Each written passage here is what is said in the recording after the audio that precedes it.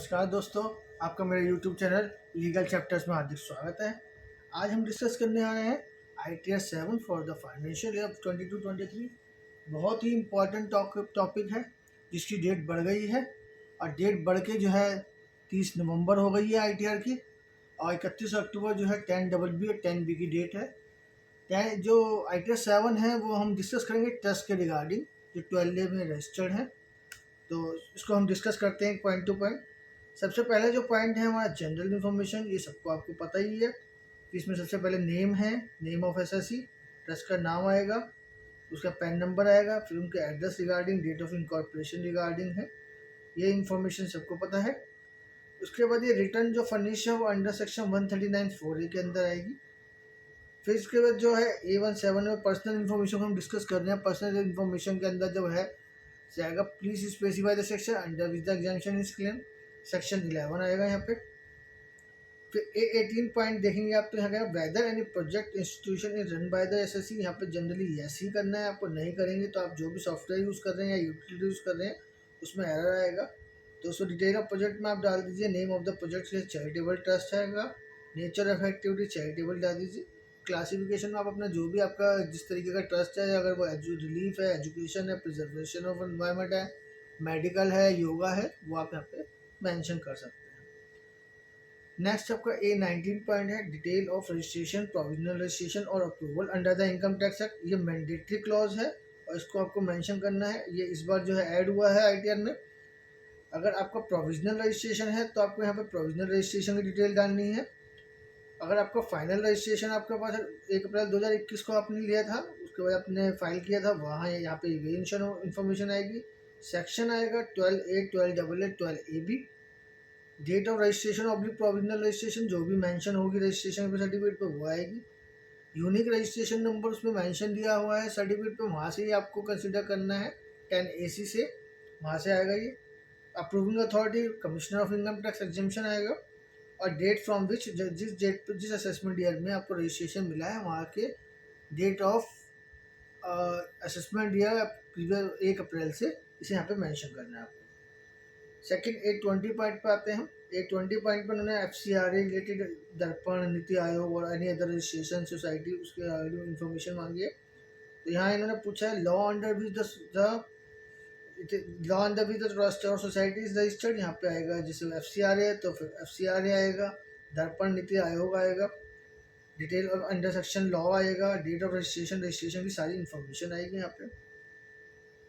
फिर इन्होंने कहा है कि आपका फाइलिंग स्टेटस क्या है, आप ओरिजिनल रिटर्न फाइल कर रहे हैं मॉडिफाइड कर रहे हैं, रिवाइज कर रहे हैं, ड्यू डेट के अंडर कर रहे हैं या बिफोर आफ्टर ड्यू डेट कर रहे हो, और रिस्पॉन्स हम नोटिस कर रहे हैं, तो यहाँ पे मेंशन है करना है आपको ये सब चीज़ें। अब जो है हम फाइलिंग स्टेटस के अगले पॉइंट पे जा रहे हैं। Whether any income including total income for which claim under section 1990A/19(1) has been made, यहाँ पे जनरली आपका नो ही आएगा। Whether return is filed by representative assessee, generally representative assessee का केस डेथ के केस में होता है, यहाँ पे कुछ नहीं आएगा आपका।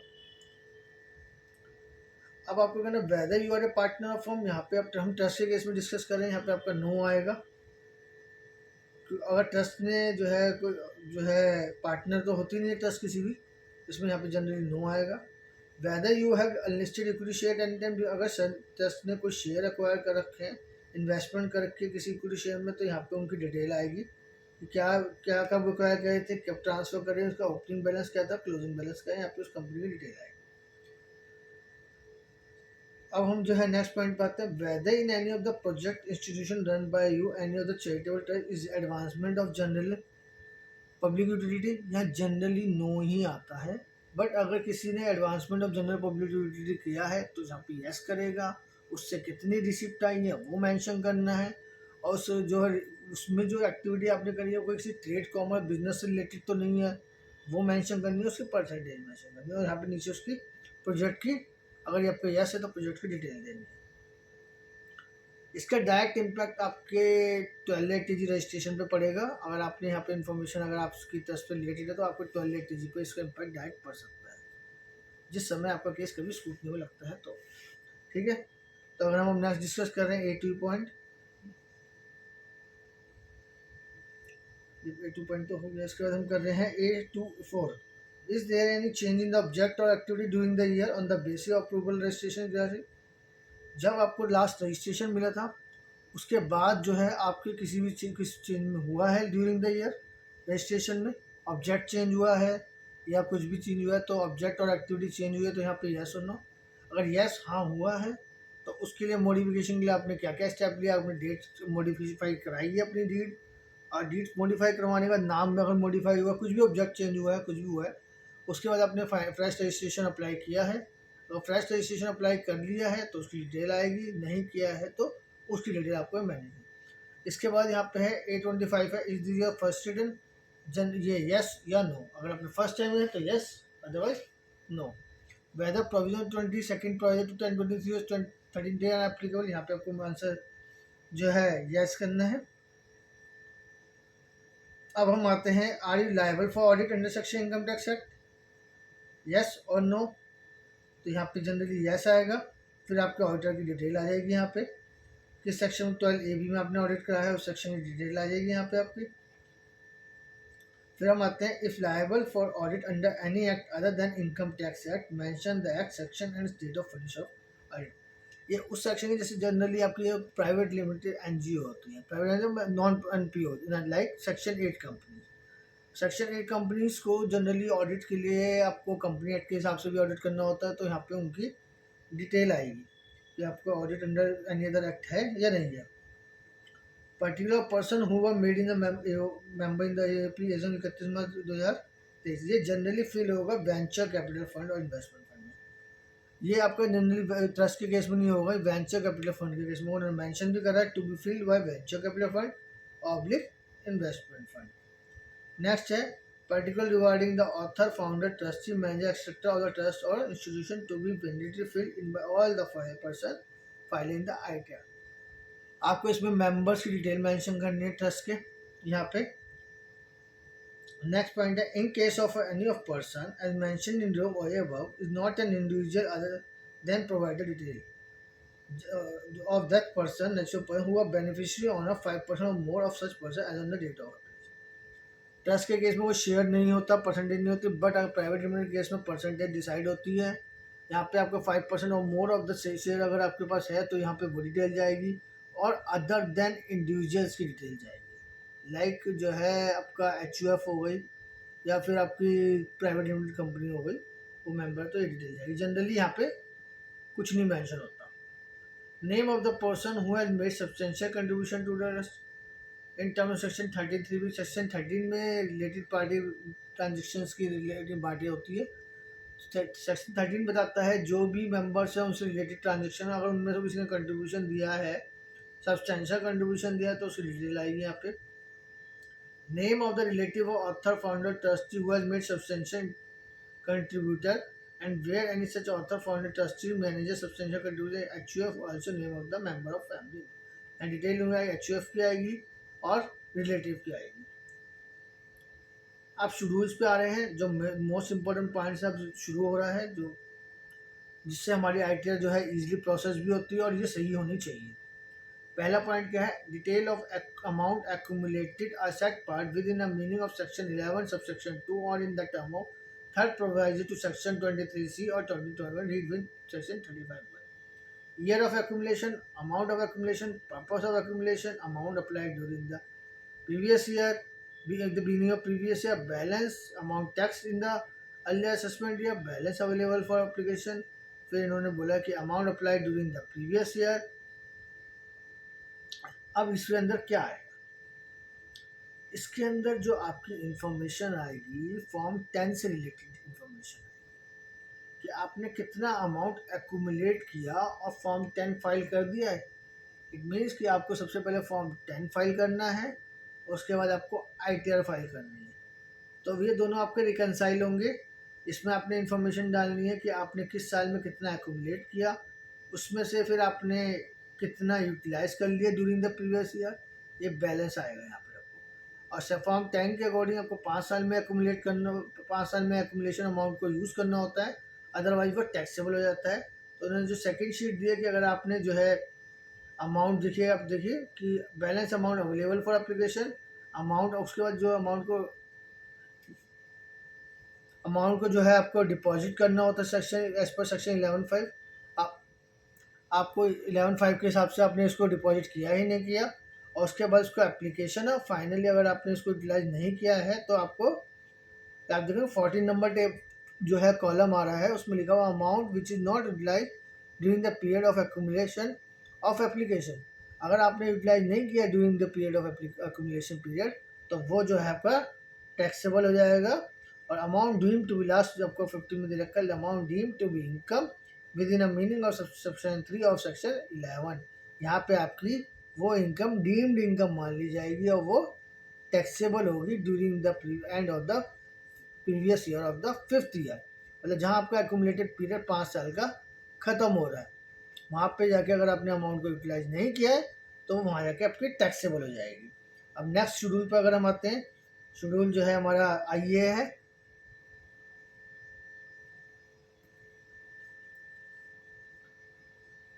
Detail of accumulated income tax in earlier assessment year as per 11(3). ये फॉर्म 9 के रिगार्डिंग है, आपका 9A के रिगार्डिंग। ये आपका रिकनसाइल फॉर्म 9A से होता है, जिसमें आपकी इनकम रिसीव नहीं हुई during the previous any reason. यहाँ पे आपकी इंफॉर्मेशन वो आएगी। फिर आपका शेड्यूल डी है। शेड्यूल डी में क्या कहता है, the detail of the income application of income under clause 2 of explanation 1 of section 11। यहाँ पे ये इंफॉर्मेशन 11 जो है आपकी 9A से रिलेटेड इंफॉर्मेशन है। और इससे पहले शेड्यूल आईए है जो आपका detail of accumulated income tax in earlier assessment year as per 11(3). इसके अंदर जो है आपकी कोई भी इनकम 11(3) के हिसाब से जो है पिछले सालों में कोई टैक्स हो गई है, यहाँ पे ये आएगी। और शेड्यूल डी है वो आपका जो है जो है आपका फॉर्म 9A के अकॉर्डिंग वो आपका शेड्यूल डी है। इसमें भी सेम वही इन्फॉर्मेशन है कि अमाउंट आपने कितना अप्लाई किया, किस रीज़न के लिए एप्लीकेशन अमाउंट जो है आपको रिसीव नहीं हुआ था, out of deemed application claimed, amount required to be applied, amount tax in earlier assessment, ये पूरी डिटेल यहाँ पे आएगी। और अगर आपने इसको अमाउंट को 11(1)(b) के हिसाब से अकॉर्डिंगली जो है यूटिलाइज नहीं किया है तो ये आपका टैक्स हो जाएगा। फिर शेड्यूल जे आता है हमारा। शेड्यूल जे में क्या कहते हैं, statement showing the funds and investment as on the last day of previous year to be filled by assessee claiming exemption under section 11 and 12 or under section 2023(c)(4), 2023(5) and 2023(6) and 6(a).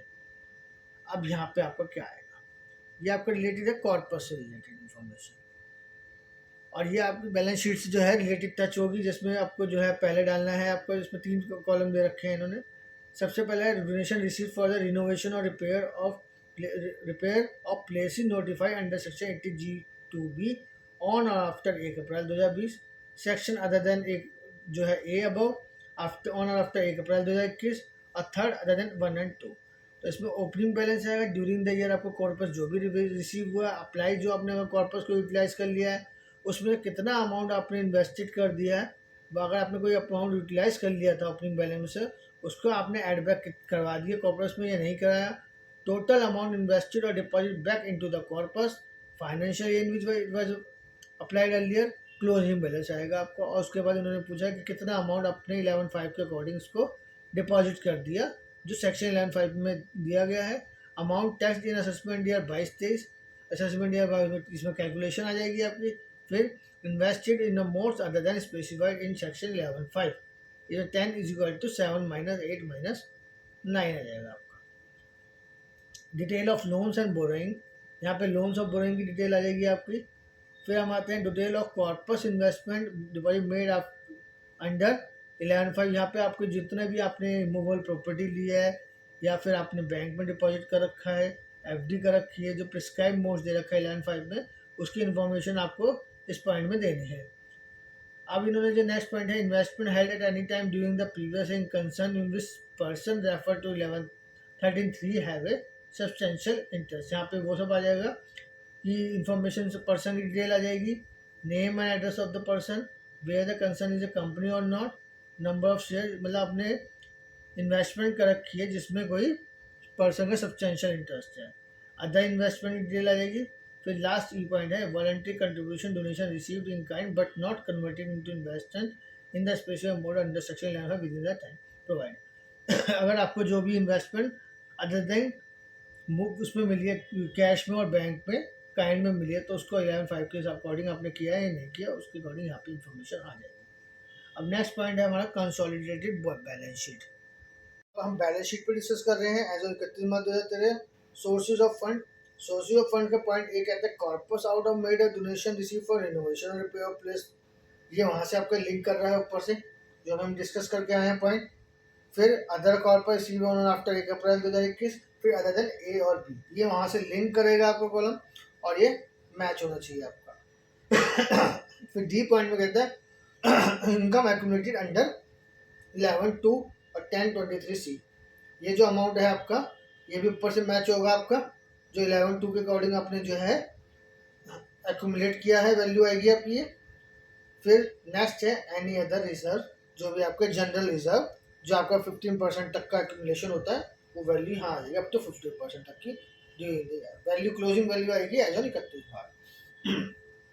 Loan and borrowing की figures है।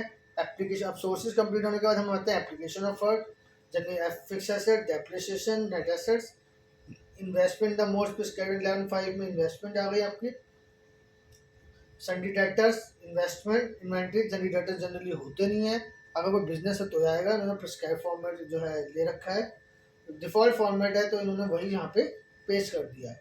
Cash and bank balance आ जाएंगे यहाँ पे, और loans and advances, अगर कहीं advance दे रखा है तो वो आ जाएगा। करंट लाइबिलिटी, अगर कोई लाइबिलिटी है, और नेट करंट एसेट्स लास्ट में वैल्यू हो जाएगी, और ये आपकी बैलेंस शीट मैच हो जाएगी। अब हम कर रहे हैं reconciliation of corporate schedule J and balance sheet. ये आपका शेड्यूल आर है, ये रिकनसाइल होना बहुत जरूरी है आपका, नहीं तो आपकी जो है एरर देगी आपकी जीएसएन फाइल। इसके अंदर सबसे पहले क्या है, closing balance as on 31 March 2023 as पर शेड्यूल जे वैल्यू आ जाएगी। और अगर इसके अंदर कुछ परचेज और सेल करेंगे, डेप्रिसिएशन करा है, उसको माइनस कर देंगे, और उसका जो एनी अदर रीजन कोई और भी अगर आपने कोई डिफरेंस आ रहा है, तो closing value as on 31 March 2023 as पर बैलेंस शीट। बैलेंस शीट की फिगर शेड्यूल जो जे है उसका रिकन्सिलेशन है शेड्यूल आर। अब schedule L A political party से रिलेटेड है, इसमें हमारा कोई डिस्कस नहीं करना। जो शेड्यूल ई टी है इलेक्ट्रॉनिक ट्रस्ट है, इसमें हम कोई डिस्कस नहीं करना। शेड्यूल ए आई है, वो भी हमें कोई डिस्कस नहीं करना है यहाँ पे। अब हम आते हैं शेड्यूल ए, ए आई से अगला है शेड्यूल ए, हम करेंगे शेड्यूल ए पे discuss. Amount applied to stated object of the trust institution during the previous year from all sources referred to in C1 to C7 of this table। सबसे पहले इन्होंने क्या कहा, application toward the expenditure of trust और institution. इन्होंने क्या है, अब जो आप एप्लीकेशन ऑफ फंड पे अगर आप देखेंगे जाके, तो आप देखोगे उसमें 3 पार्ट कर दिए उसको। क्या करा, पहला रिवेन्यू एक्सपेंडिचर, दूसरा कैपिटल एक्सपेंडिचर, और लास्ट टोटल। तो सबसे पहले जो शेड्यूल ए की जो जो ए कॉलम है, उसमें इन्होंने कहा कि अगर आपने किसी डोनेशन दी है किसी ट्रस्ट को जो रजिस्टर्ड अंडर सेक्शन 12A या अप्रूव्ड 2023 सी में, अदर देन कॉर्पस, यहाँ कॉर्पस नहीं आएगा, चंदल आएगा। जो आपने ड्यूरिंग द ईयर जो भी अर्न किया है उसमें से आपने किसी को डोनेशन दी थी तो वही आएगा। रिलीजियस नेचर का एक्सपेंडिचर आ गया, ये आपकी डेफिनेशन ही है copy paste, relief to poor, education, yoga, medical relief, preservation of environment, general public utility, और लास्ट टाइम पर application which can not be specifically identified under 1 to 9 above. और यहाँ पे सब मेंशन होगा other expense, cost of new assets for claim और resumption under 11(1)(a) restricted to the net consideration, और यहाँ पे आपका टोटल आ गया। अब आपको ये शेड्यूल ए का ए पॉइंट समझ में आ गया होगा। हम बी पे करते हैं। बी में क्या कहा इसने, expenditure not allowed as application other than application out of the source of fund. अब ये डिसअलाउ वाले पॉइंट आ गए आपके। डोनेशन टू ट्रस्ट और इंस्टीट्यूशन रजिस्ट्रेशन अंडर 12AB और अप्रूव टूवर्ड्स कॉर्पस, कॉर्पस में हम दे नहीं सकते, तो यहाँ पे कॉर्पस अगर डोनेशन दे दी है ट्रस्ट ने अपने during the year earn income से, तो वो डिसअलाउड है। डोनेशन टू ट्रस्ट और institution registered under 12AB approved in case of donation out of accumulated income, जो आपने एक्यूमुलेशन करा और उसमें से दे दिया है तो वो भी डिसअलाउड है। अब तीसरा है डोनेशन टू ट्रस्ट और इंस्टीट्यूशन रजिस्टर्ड अंडर 12AB और approved under 12AB having same object. ये भी आपका जो है not having same object, having same object तो अलाउड है, जो ऊपर दे रहे हैं हम, not having same object this allowed है। Fourth point, donation to any person other than trust और institution registered under section 12AB approved, any person जो रजिस्टर्ड नहीं है 12AB में अटेंड उसको दे दिया आपने, अदर देन अनरजिस्टर्ड ट्रस्ट को दे दिया आपने। Application of fund outside India which approval as per provision to 11(1)(c) is obtained, आपने आउटसाइड इंडिया पैसा खर्च कर दिया, वो भी डिसअलाउड है। इवन आपके पास अप्रूवल आ गया है और अप्रूवल नहीं भी आया तो भी डिसअलाउड है, अप्रूवल आ गया तो भी डिसअलाउड है। फिर applied for any purpose beyond the object of trust, trust का ऑब्जेक्टिव था उस पर्पज के लिए यूज ना करके अदर पर्पज के लिए कर दिया, और एनी अदर डिसअलाउड एप्लीकेशन, तो यहाँ पे इस चीज़ का वैल्यू आ जाएगी। फिर इन्होंने सी पॉइंट पे क्या कहा, ये बहुत इंपॉर्टेंट टेबल है आपके लिए, source of fund to meet revenue and capital expenditure in row A, जो भी आपने रॉ ए के अंदर खर्चा दिखाया है उसका सोर्स क्या है। पहला point, income derived from the property income and during the previous year, ठीक है जी। फिर इनकम एक्यूमुलेटेड अंडर 11(2), अगर आपने एक्यूमुलेशन से यूज करा है पिछले सालों से तो वहाँ ये आ जाएगा। तीसरा, 11(1)(b) के हिसाब से अपने जो है income deem to be applied in any preceding year, पिछले साल में आपने डीम टू बी अप्लाई मान लिया था, उसमें से पैसा यूटिलाइज करा है तो यहाँ ये आ जाएगा। और चौथे में आपने 15% तक का एक्यूमुलेट किया था लास्ट ईयर्स में, तो उसमें से तो यूटिलाइज किया है तो यहाँ ये आ जाएगा। फिर आपने कॉर्पस यूटिलाइज किया है तो आ जाएगा, बोरोड फंड आएगा तो यहाँ आ जाएगा। फिर total amount applied during the previous आ जाएगा, amount which was not actually paid. अब देखिए यहाँ पे क्या आएगा, हमारी रिटर्न को इन्होंने एक्रूअल प्लस पेमेंट बेसिस पे कर दिया है, ऊपर एक्रूअल आ गया, नीचे इन्होंने क्या कहा, जिसे पे नहीं किया वो यहाँ दिखा दो आप, जैसे आपने ऑडिट फीस नहीं पे करी, इलेक्ट्रिसिटी फीस बिल पे नहीं करा, सैलरी नहीं पे करी, बट आपने उसको इनकम एक्सपेंडिचर में बुक कर दिया था, बट वो रिसीव टाइम पेमेंट में नहीं किया, तो यहाँ पे आ जाएगा आपका जो पेमेंट आपने पे नहीं करी है वो आ जाएगी। फिर amount actually paid, F point पे देखोगे थे, during the previous year which accrued during an earlier previous year but not claimed as application of income earlier. यहाँ पे इन्होंने कहा कि कोई भी ऐसा खर्चा जो आपने ड्यूरिंग द प्रीवियस ईयर पे किया है पिछले सालों का, बट उसे उस साल में एप्लीकेशन नहीं माना था, वहाँ यहाँ आ जाएगा। फिर total amount to be allowed as application आपका यहाँ आ जाएगा। तो आपके लिए बहुत इंपॉर्टेंट टेबल है ये, आप जब भी इसको बनाएंगे, प्रिपेयर करेंगे तो उसके ऊपर ध्यान से बनाएंगे, नहीं तो आपकी जीएसएन हमेशा ही एरर करेगी। अब हम कर रहे हैं schedule IE 1, income and expenditure statement related to contribution. पहला है total received including any voluntary contribution, application income towards object of institution, accumulated of income. फिर आपका schedule IE2, income and expenditure statement applicable for SSC claiming exemption under section 1023 और 1024। 11 से related नहीं है तो यहाँ पे आपका ट्रस्ट से रिलेटेड नहीं आएगा, एजुकेशन से रिलेटेड है ये। और शेड्यूल IF4 देख लेते हैं हम, income expenditure statement applicable for the assessee claiming exemption under section 10 से रिलेटेड है आपकी। IE4, income expenditure statement for applicable for SSC claiming exemption under section 1023C, ये भी आपका 1023 से 11 से रिलेटेड नहीं है। अब हमारा है schedule HP, house property income. अगर ट्रस्ट की किसी भी हाउस प्रॉपर्टी से कोई इनकम आ रही है तो यहाँ पे आएगी, उसे यहाँ पे आपको मेंशन करना होगा हाउस प्रॉपर्टी से रिलेटेड। अगर शेड्यूल CG है आपका कैपिटल गेन से रिलेटेड, आपका कैपिटल जो ट्रस्ट का और किसी कोई भी शेयर से या प्रॉपर्टी से कैपिटल गेन होता है तो उसकी डिटेल यहाँ पे आएगी आपको। Income from capital gain short term और लॉन्ग टर्म, उसकी गाड़ी यहाँ पे आएगी आपकी। मेनली हमारी जो वीडियो है इसका पर्पस आपको जो ट्रस्ट से रिलेटेड से रिलेटेड जो रिटर्न फाइल करनी है कंट्रीब्यूशन उससे रिलेटेड है। बाकी जनरली जितने भी हैं आपके जो हाउस प्रॉपर्टी इनकम आप देखोगे तो हाउस प्रॉपर्टी से रिलेटेड है, आपको फाइल करना आता होगा, नहीं आता तो उसके लिए वीडियो हम स्पेशल बनाएंगे। और कैपिटल गेन से रिलेटेड कैपिटल गेन का आएगा इसमें। अगला जो है हम चल रहे हैं आगे, जो कैपिटल गेन से रिलेटेड इंफॉर्मेशन आपकी है ये जो है आपका income from transfer virtual digital assets, ये भी आपका जो नया ऐड किया गया है। ये जो है वर्चुअल, ये आपका क्रिप्टो करेंसी से रिलेटेड है, ये यहाँ पे इन्होंने ऐड कर दिया है। फिर अदर सोर्सेज की इनकम, इनकम जो हमने आपको ऑब्जेक्ट से अदर देन इनकम है, income from saving bank account, deposit, income from income tax refund, income pass income loss. Generally क्या होता है, जो अभी हम इंटरेस्ट की इनकम होती है वो ऑब्जेक्ट्स में दिखाते हैं, मेन ऑब्जेक्ट्स के। अगर आप यहाँ दिखाओगे तो वो आपकी जो है आईटीआर के अंदर एज ए इनकम कंसिडर होगी, टैक्सेबल होगी। अदर सोर्सेज से रिलेटेड इनकम आपकी यह सब आ जाएंगी यहाँ पे। आगे चलते हैं हम शेड्यूल ओ ए जनरल। अब ये पूछ रहा है कि आपकी कोई ऐसी इनकम है जो बिजनेस और प्रोफेशन से है। जनरली नो होता है, अगर है तो आपको यहाँ पे मेंशन करनी पड़ेगी कि अगर तो कोई बिजनेस भी कर रही है तो बिजनेस रिलेटेड उसको अकाउंट्स अलग से मेंटेन करने पड़ेंगे और उसकी डिटेल यहाँ भी मेंशन करनी पड़ेगी। फिर इन्होंने कहा कंप्यूटेशन ऑफ, यहाँ पे इनकम फ्रॉम बिजनेस और प्रोफेशन का कंप्यूटेशन आ जाएगा आपका शेड्यूल बीपी।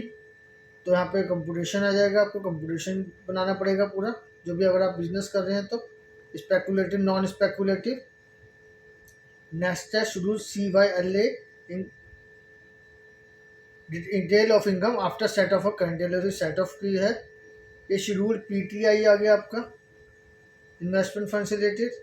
और शेड्यूल नेक्स्ट है income chargeable to tax at special rate, वो वो शॉर्ट टर्म कैपिटल गेन है, तो उसकी अगर STD पे किया है तो 15%, 112 proviso LTCG on 10%, 112 LTCG on others 20%, मतलब सबका अलग अलग है, ये यहाँ पे रखा है। अब इन्होंने कहा है शेड्यूल 115 TD जो इसी साल ऐड हुआ है, ये उनके ऊपर है जिन्होंने रजिस्ट्रेशन या तो नहीं लिया है, जिसका रजिस्ट्रेशन कैंसिल हो गया है, उनकी इनकम जब अभी एक मेरी वीडियो बन चुकी है 115 TD पे, उसको आप रेफर कर सकते हैं इस क्लॉज को समझने के लिए, जिसके अंदर आपकी इनकम फेयर मार्केट वैल्यू निकाल के उस पर टैक्स लग जाएगा। ये उसके लिए इन्होंने यहाँ पे दे दिया है, आप उसको मेरी वीडियो को रेफर कर सकते हैं, वहाँ से आप उसको देख सकते हैं। अब 115 BBI है, specified income of certain institution, certain institution से रिलेटेड इनकम है। ये भी हमारे लिए इसमें जो है जो काम का नहीं है ये, अगर डीम्ड इनकम का जो है ये, एक बार फिर भी हम इसको पढ़ लेते हैं। Deemed income referred in explanation 4 to 3 provided to 1023C और सेक्शन 11(3). डीम्ड इनकम ये 11(1)B से रिलेटेड है। जितने जो अगर हमने फॉर्म 9F जो है फाइल किया है तो उससे रिलेटेड इनकम यहाँ पे मेंशन होगी। और आपका शेड्यूल FSI है, outside Indian tax detail of income from outside India, FCRA से रिलेटेड हो गई आपकी। अगर कोई बाहर आपकी प्रॉपर्टी है, बिजनेस प्रोफेशन है, वहाँ से आपको कोई कैपिटल गेन हुआ है, अदर सोर्स हुआ है, तो उसकी इन्फॉर्मेशन यहाँ आएगी। और शेड्यूल TR है आपका, summary of tax relief claim for tax paid outside India, double taxation avoidance agreement से रिलेटेड है ये। अगर आपका डबल टैक्सेशन अवॉइडेंस एग्रीमेंट हुआ है उस कंट्री के साथ, तो उसकी कैलकुलेशन उस अकॉर्डिंग होगी कि जो है अब वहाँ का टैक्स पे किया तो उसका रिलीफ मिल जाता है। अब schedule FA, detail of foreign assets income from any source outside India, उसको आपका जो डिटेल भरनी है इसमें point to point. Detail of foreign equity and debt interest held including any beneficial interest, यहाँ पे आपके वही फॉरेन से एंटिटी से रिलेटेड है। नेक्स्ट 40A4 है foreign cash value insurance contract, ये सब फॉरेन से रिलेटेड है। फिर आपका financial state interest in any entity including any beneficial attendant doing the, आप ये जो हैं जनरल पॉइंट्स हैं, आप इनको पढ़ोगे तो आपको ये चीज़ें समझ में आ जाएंगी कि कहाँ क्या डालना है। अब हम शेड्यूल SS देखते हैं, share holding of unlisted company. अगर आपके पास किसी शेयर जो ट्रस्ट के पास, मतलब आपके पास मतलब ट्रस्ट के पास किसी भी ऐसी कंपनी के शेयर हैं जो अनलिस्टेड कंपनी है, जो लिस्टिंग नहीं है, उससे रिलेटेड आपको यहाँ डालना है। ये जो इन्फॉर्मेशन आपकी इंडिविजुअल्स की रिटर्न में भी आता है कि आप किसी शेयर का, किसी कंपनी के शेयर्स जो हैं आपने जो है ले रखे हैं अनलिस्टेड कंपनी के, तो ये आपको यहाँ पे शेड्यूल SH करके है उसमें फिल करना होता है। अब पार्ट B पे हम आते हैं। Part B TI total income, यहाँ से आपकी टोटल इनकम आएगी आपकी। अब इसमें एप्लीकेशन, इसमें statement of income for the period ended 31 March, applicable if exemption is claimed under section 11, 12 और 10, 23C, where part B3 is not. Voluntary contribution, other than corpus or anonymous donation taxable under section 11 115 double B C. Voluntary contribution forming part of corpus other than anonymous donation. ये जो है आपका information यहाँ पे जो है सब mention करनी है आपको। जो भी इसके अंदर से जो फर्स्ट पॉइंट है उसमें आपको डोनेशन आएगी, जो आपने डोनेशन रिसीव करी अदर देन कॉर्पस, और सेकंड पॉइंट में जो कॉर्पस वाली डोनेशन करी है वो आएगी आपकी। थर्ड पॉइंट में आपका ग्रांट्स, थर्ड पॉइंट में जो आपका क्या रखा है aggregate of income refer to 11-12 during the period excluding other than 1 and 2। अब जो है थर्ड पॉइंट में टोटल आएगा आपका, और फोर्थ में amount eligible for exemption under section 11(1)(c) approval given by board, date of approval by income to be applied.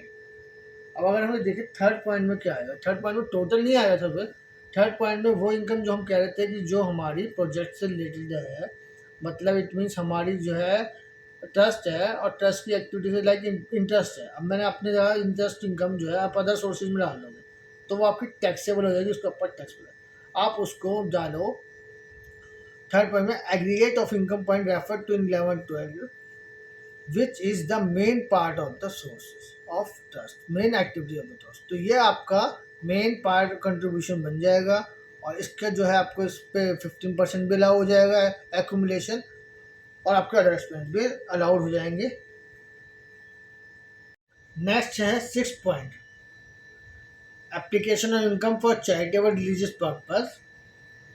Income amount applied during the previous year, यहाँ पे वो फिगर आएगी आपकी जो हमने निकाली थी पीछे, जो पेड बेसिस पे जो भी हमने इनकम एंड एक्सपेंडिचर अकाउंट में जो पूरे ड्यूरिंग द प्रीवियस ईयर पे कर दिया है वो यहाँ पे आएगा आपका।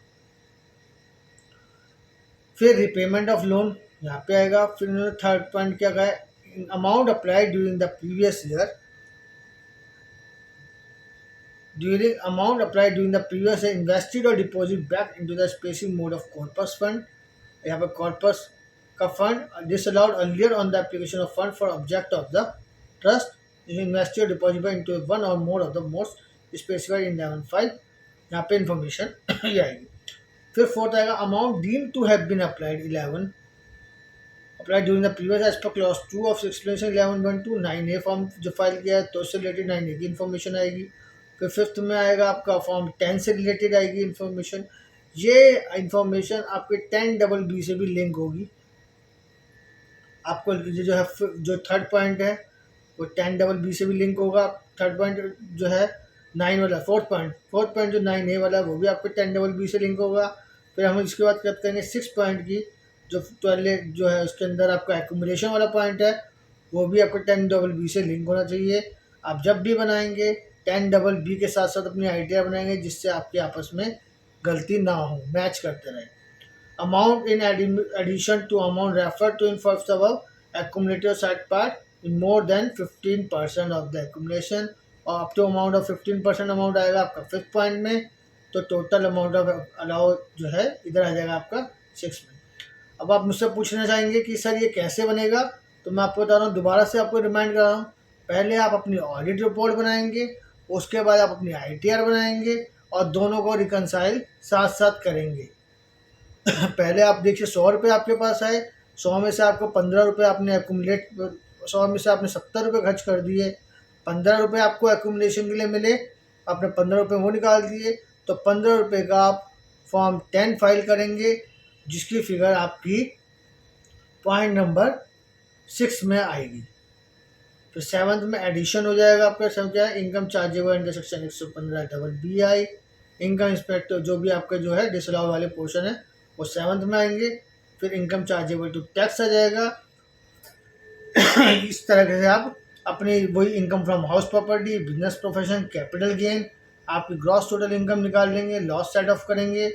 नीचे आपकी ये है जो है इनकम चार्जेबल अंडर सेक्शन आ जाएगा 115B, अगर आपकी 30% अनोनिमस डोनेशन होती है तो। अब पार्ट B2 की अगर हम डिस्कस करें,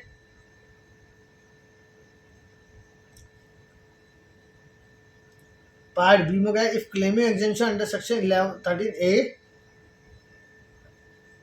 13B एंड अंडर सेक्शन 1021 10 से रिलेटेड रहती है, तो यहाँ पे वो सब इंफॉर्मेशन आएगी फॉर्म 10। फिर पॉलिटिकल पार्टी से रिलेटेड, फिर पॉलिटिकल पार्टी से रिलेटेड इंफॉर्मेशन है।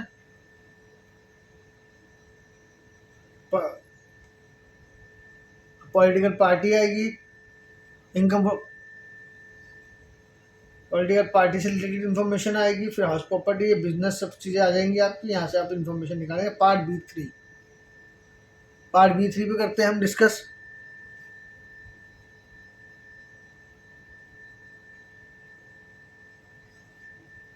पार्ट बी 3 कहता है applicable if total income chargeable to tax under 20 second provisory 1023 और सेक्शन 10। यहाँ पे आपको सेक्शन 1023 और सेक्शन 1310 के अकॉर्डिंग भरना है, आपको ये फिल करना है। इसमें आपको 11-12 से कोई मतलब नहीं है। फिर कंप्यूटेशन ऑफ टैक्सेबल इनकम हो टोटल इनकम,